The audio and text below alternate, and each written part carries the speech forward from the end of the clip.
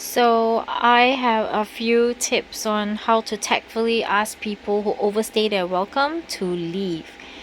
First one, set realistic expectations. So, when you invite someone over, let them know how long you are comfortable with them staying, and this will help you establish boundaries from the beginning.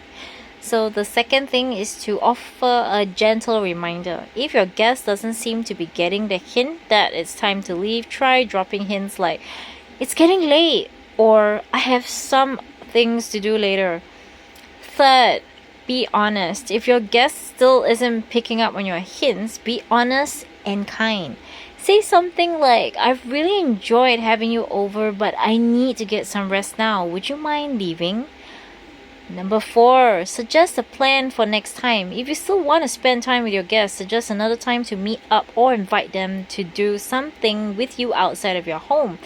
Number 5, follow up with gratitude. After your guest has left, it's important to follow up with gratitude. Send a text or call to thank them for coming over and to reassure them that you enjoyed their visit, even if it was time for them to leave.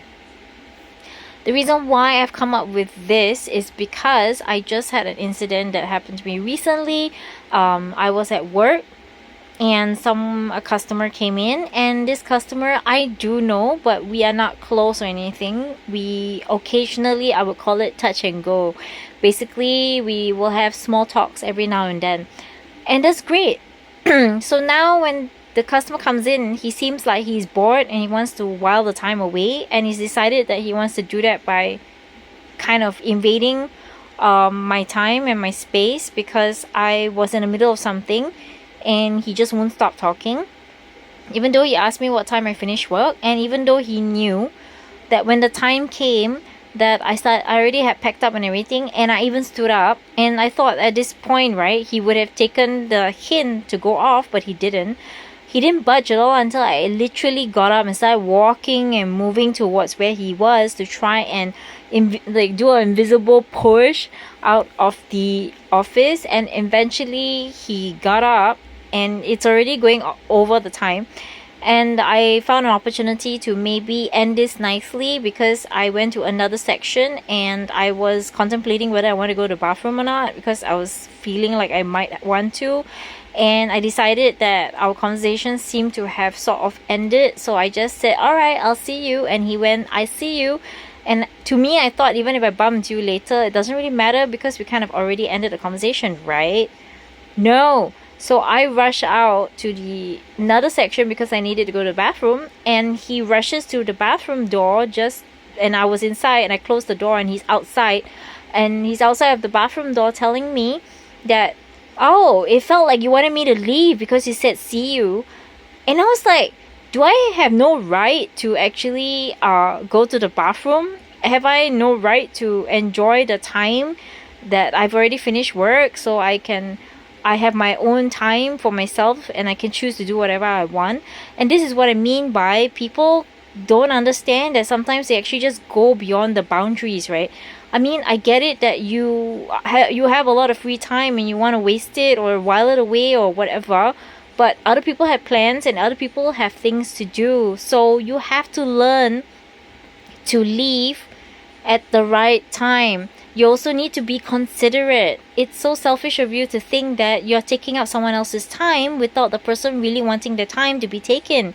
And it's like, if I'm no longer working, I don't really have to have a conversation with you simply because I've got other things to do and I want to go ahead and do those things.